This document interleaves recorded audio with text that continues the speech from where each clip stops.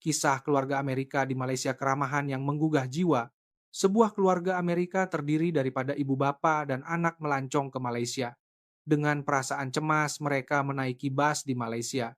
Di dalam bas yang sesak, anak lelaki berkulit hitam itu tiba-tiba menangis kuat.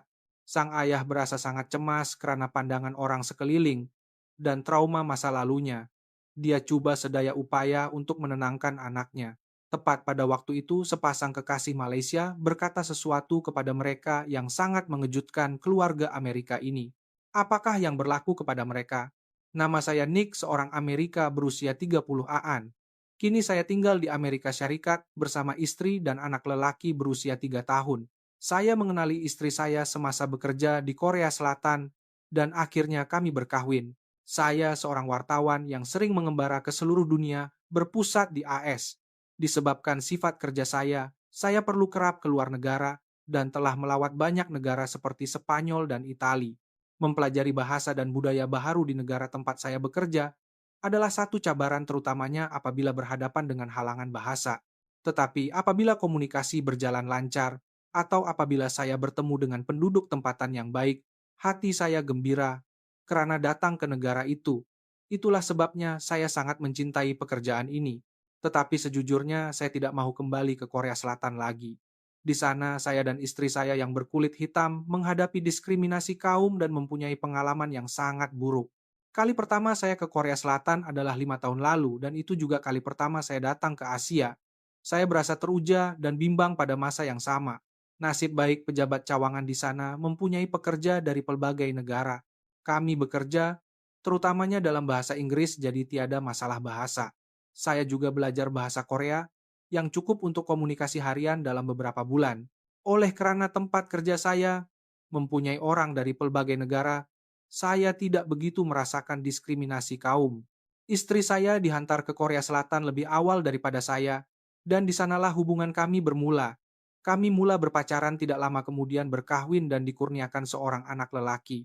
Kehidupan kerja saya sibuk tetapi bermanfaat. Saya menjalani kehidupan yang memuaskan bersama keluarga yang saya sayangi. Saya masih ingat dengan jelas masa itu. Kehidupan keluarga kami di Korea Selatan sangat gembira. Pengalaman buruk itu berlaku pada hujung minggu. Kami merancang untuk keluar. Kami merancang untuk pergi ke taman besar yang mempunyai padang rumput yang luas. Taman ini adalah tempat populer untuk berkelah dan bermain badminton bagi banyak keluarga pada hari cuti. Saya mendapat maklumat ini daripada rakan sekerja dan segera memutuskan untuk pergi. Dari rumah kami ke taman kami perlu menaiki bus selama kira-kira 30 menit dari stesen. Pada hari itu, kami menyediakan bekal makanan dan tikar berkelah dan bersiap untuk keluar awal pagi. Bus itu penuh sesak dengan orang yang menuju ke taman, tetapi karena kami beratur awal, kami mendapat tempat duduk. Saya mendudukkan anak saya di pangkuan saya, penuh teruja, menuju ke taman yang kami nantikan. Selepas kami masuk, orang ramai terus menaiki bus, sehingga bus menjadi sangat penuh. Saya perasan sepasang suami istri, warga emas yang berdiri di lorong hadapan sedang merenung kami dengan pandangan yang tajam. Pandangan mereka sangat menusuk membuatkan saya tertanya-tanya, sama ada masalah. Tetapi kami tidak melakukan apa-apa yang salah, jadi saya tidak dapat memahami sebabnya. Kemudian saya terdengar mereka berdua mula berbisik. Karena keadaan di dalam bus agak senyap, saya terdengar perbualan mereka dengan jelas. Kenapa orang kulit hitam dapat tempat duduk tapi kita tak dapat? Ini Korea. Orang Korea sepatutnya diutamakan. Saya sangat terkejut mendengar kata-kata itu. Saya tidak pernah menyangka akan mendengar kata-kata diskriminasi kaum secara langsung. Istri saya juga mendengar perbualan itu dan menundukkan kepalanya dengan sedih. Saya berasa sangat tidak selesa apabila memikirkan bahwa orang di sekeliling mungkin berpikir begitu juga. Kemudian anak saya mula menangis karena bas yang sesak dan udara yang tidak bergerak. Saya bimbang dia akan menangis kuat terutamanya karena ia mungkin mengundang kritikan lagi seperti yang dilakukan oleh pasangan warga emas itu. Macam mana ibu bapak mengajar nih? Anak menangis macam nih? Sebab ibu bapak kulit hitam lah nih kan? Kami coba sedaya upaya untuk menenangkan anak saya. Akhirnya dia diam dan tertidur. Tetapi kemudian saya terdengar lagi pasangan warga emas itu berkata, patutnya cepat-cepat turun. Naik bas sama dengan orang kulit hitam nih teruk betul. Pengalaman diskriminasi kaum yang pertama kali saya alami di Korea Selatan ini sangat mengejutkan. Mereka mungkin berpikir, kami tidak paham bahasa Korea, jadi mereka bercakap tanpa rasa malu. Tetapi, walaupun kami tidak paham tiada siapa yang berhak menyakiti orang lain dengan kata-kata, hakikatnya kami paham bahasa Korea, dan kata-kata itu meninggalkan trauma yang mendalam di hati kami. Walaupun di Amerika Serikat, saya pernah menghadapi diskriminasi kaum ini bukanlah sesuatu yang boleh dibiasakan. Setiap kali diskriminasi berlaku, ia seperti luka baharu. Rancangan ke taman pada hari itu juga musnah sepenuhnya. Demi anak kecil saya dan istri coba kekal ceria, tetapi pengalaman berhadapan langsung dengan diskriminasi kaum ini sangat berbeza daripada pengalaman saya di tempat kerja, dan ia amat menggoyahkan kami berdua. Dan pengalaman seperti ini berlaku beberapa kali selepas itu. Contohnya, pada suatu hari kami pergi ke pusat membeli belah berhampiran rumah dan masuk ke sebuah kedai pakaian. Semasa kami memilih barang, saya terdengar sepasang lelaki dan wanita berusia lingkungan 30-an berbisik sambil menunjuk ke arah kami. Betul ke orang kulit hitam nak beli baju kat sini. Tak sesuai pun kalau dia pakai. Mendengar kata-kata itu, kami terdiam. Akhirnya, kami keluar dari kedai itu tanpa membeli apa-apa. Sejak itu, kami mengelak daripada membeli belah di kedai fisikal dan beralih membeli secara dalam talian. Sekurang-kurangnya kami tidak perlu berhadapan dengan kritikan secara langsung. Kehidupan di Korea Selatan, walaupun tidak banyak serangan lisan secara bersemuka, sering berlaku diskriminasi di belakang kami dalam jarak yang kami boleh dengar dan kami dapat merasakannya. Tugasan kerja ini membuatkan saya sadar dengan penuh keperitan bahwa diskriminasi terhadap orang kulit hitam juga wujud di Asia, dan saya tidak mau kembali ke Korea Selatan lagi. Keluarga kami tidak pernah terfikir untuk melancong ke Asia lagi, tetapi sesuatu yang mengejutkan berlaku. Kami mendapat peluang untuk pergi ke Malaysia. Rupa-rupanya bos saya memenangi tiket penerbangan ke Malaysia dalam satu cabutan bertuah, tetapi karena ada urusan dia memberikan tiket itu kepada kami. Apabila menerima tawaran itu, kami ragu-ragu. Terutamanya apabila mengingatkan pengalaman buruk di Korea Selatan, kebimbangan untuk pergi ke Asia masih ada. Pengalaman di bus dan kedai pakaian di Layan tidak mesra hanya karena kami berkulit hitam sukar untuk dilupakan. Tetapi bos saya menggalakkan kami. Korea dan Malaysia tempat yang berbeza. Masa saya pergi, saya rasa Malaysia tempat yang sangat hebat. Walaupun begitu, saya masih bimbang. Bos saya adalah orang kulit putih. Bagaimana mungkin pengalamannya sama dengan kami? Pada pandangan saya ketika itu, Korea dan Malaysia kelihatan seperti negara yang serupa. Namun bos saya tetap berkeras. Awak pasti akan suka Malaysia. Mendengar kata-katanya, kami akhirnya memutuskan untuk pergi ke Malaysia sekeluarga. Apabila saya pulang dan memberitahu istri saya, dia pada mulanya agak keberatan. Tetapi melihatkan ia adalah cadangan daripada bos, dia akhirnya bersetuju. Kemudian, kami mula membuat persiapan untuk perjalanan ke Malaysia, mempelajari beberapa perkataan ringkas dalam bahasa Melayu, dan mencari maklumat tentang tempat menarik. Walaupun begitu, hati kami masih penuh dengan kebimbangan sebelum berlepas.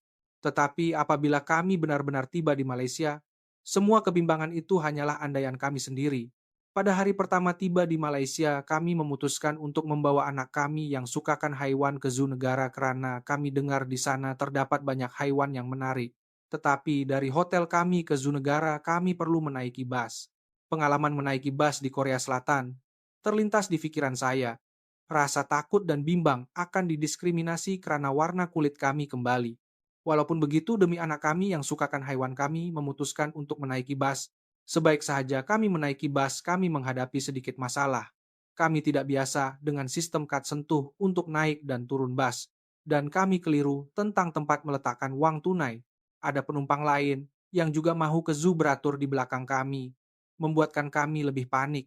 Saya takut akan dimarahi karena lambat. Tetapi kemudian sesuatu yang tidak disangka-sangka berlaku. Seorang lelaki Malaysia yang beratur di belakang kami dengan ramah memberitahu kami jumlah uang yang betul untuk dimasukkan. Dengan bantuannya, kami dapat menaiki bus dengan lancar. Saya mengucapkan terima kasih kepadanya dalam bahasa Melayu yang saya pelajari. Terima kasih. Pada saat itu, saya sadar bahwa orang yang baik hati masih wujud. Hati saya sedikit lega, tetapi selepas menaiki bus, satu lagi cabaran menanti kami. Bus itu penuh sesak pada hari itu dan kami terpaksa berdiri sepanjang perjalanan. Kami berpegangan kuat pada pemegang kerana bus bergoyang. Saya memeluk anak saya. Dengan erat bimbang dia akan meragam dan menangis dalam ruang yang sesak ini.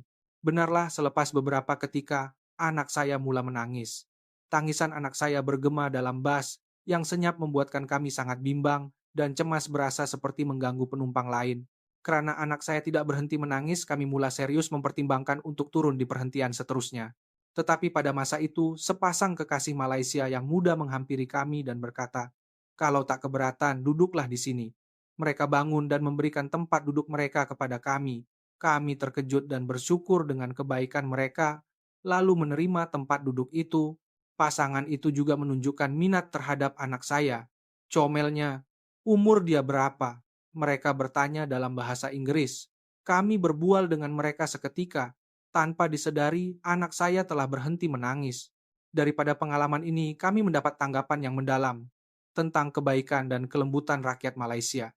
Daripada orang yang mengajar kami cara membayar tambang kepada pasangan yang memberikan tempat duduk dan penumpang lain yang tidak merumut walaupun anak saya menangis. Setiap perbuatan mereka terpahat di hati kami.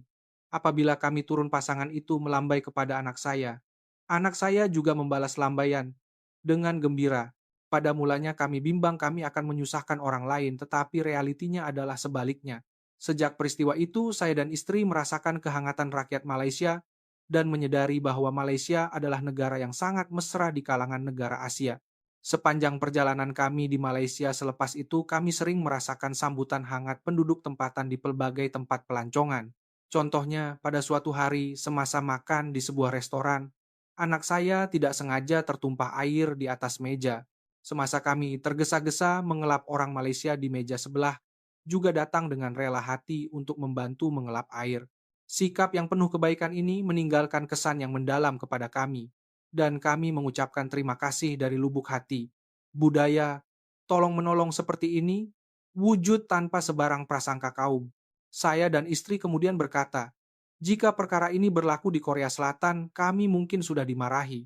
Pada satu masa yang lain, di sebuah kedai cenderawasih, saya tidak sengaja meninggalkan telepon pintar saya di rak. Ketika saya hendak keluar dari kedai, seorang wanita Malaysia perasan dan bergegas membawa telepon itu kembali kepada saya. Pengalaman ini adalah peluang untuk kami sekali lagi merasai kebaikan rakyat Malaysia. Ini sangat berbeza daripada di Amerika Syarikat. Di AS, jika barang hilang, ia biasanya diabaikan. Dalam case terburuk, ia mungkin diambil oleh orang lain dan mereka tidak akan coba mencari pemiliknya. Tetapi di Malaysia saya rasa ramai orang tidak akan teragak-agak untuk melakukan perkara yang betul. Tingkah laku membantu orang lain tanpa memikirkan keuntungan ini sangat mengagumkan saya tentang karakter rakyat Malaysia. Kami juga berpeluang melawat Museum Negara di Kuala Lumpur dan Dataran Merdeka. Keindahan dan daya tarikan yang megah itu meninggalkan kesan lain di hati saya. Kawasan yang sibuk seni bina Melayu yang indah dan ramai orang semuanya adalah sumber kegembiraan dan keterujaan bagi saya. Masa yang dihabiskan di sana membuatkan saya mengalami perpaduan budaya antara tradisi dan kemodernan menjadi kenangan yang tidak dapat dilupakan. Khazanah Museum Negara sangat menakjubkan keagungan Masjid Negara dan ketenangan di tepi Tasik Titiwangsa. Pemandangan yang pelbagai ini menunjukkan kepada saya sisi lain sejarah Kuala Lumpur, terutamanya suasana suci di Masjid Negara, seolah-olah mengundang pengunjung untuk merentasi masa dan ruang terpahat mendalam di hati saya. Di sana kami melihat banyak kraft tangan dan makanan tradisional Malaysia, benar-benar mengalami kekayaan budaya Malaysia. Tambahan pula berjalan-jalan di sepanjang Tasik Titiwangsa, menikmati pemandangan dengan latar belakang KLCC, membuat saya kagum dengan keindahan Kuala Lumpur yang menggabungkan lama dan baharu. Bersiar-siar di kawasan bandar itu seperti perjalanan untuk benar-benar meneroka kedalaman budaya Malaysia. Melihat-lihat sekitar kawasan Dataran Merdeka, melawat kedai-kedai tradisional dan gerai-gerai membolehkan kami meresapi suasana unik di mana sejarah dan budaya modern Malaysia bersatu. Pemandangan yang indah itu meninggalkan kesan yang mendalam kepada saya, terutamanya interaksi dengan penduduk tempatan, membuatkan kami merasai secara langsung layanan mesra rakyat Malaysia dan keterbukaan mereka menyambut pengunjung. Perjalanan ke Malaysia ini adalah peluang yang tidak ternilai bagi seluruh keluarga kami untuk mengalami kehangatan dan sikap inklusif penduduk tempatan. Kami sadar bahwa rakyat Malaysia melayan semua orang dengan penuh kelembutan tanpa mengira warna kulit. Kami sangat menghormati sikap itu. Saya dan istri jatuh cinta mendalam dengan rakyat Malaysia Karena pengalaman ini, malah istri saya mula merancang perjalanan seterusnya ke Malaysia sebaik sahaja kami pulang. Kami amat menghargai karena tiada diskriminasi atau kritikan seperti yang kami alami di Korea Selatan. Sebelum ini kami mempunyai stereotip tentang negara-negara Asia dan secara tidak sengaja menganggap diskriminasi kaum juga akan berlaku di Malaysia. Tetapi perjalanan ini menghancurkan prasangka itu sepenuhnya. Kami sangat berterima kasih kepada bos kami yang memberi kami peluang perjalanan ini. Ramalan beliau, awak pasti akan suka Malaysia adalah tepat. Apabila kami kembali dan menceritakan pengalaman indah kami kepadanya, dia tersenyum puas. Kami juga berazam untuk menjalani kehidupan seperti rakyat Malaysia, bersikap belas kasihan terhadap semua orang tanpa prasangka.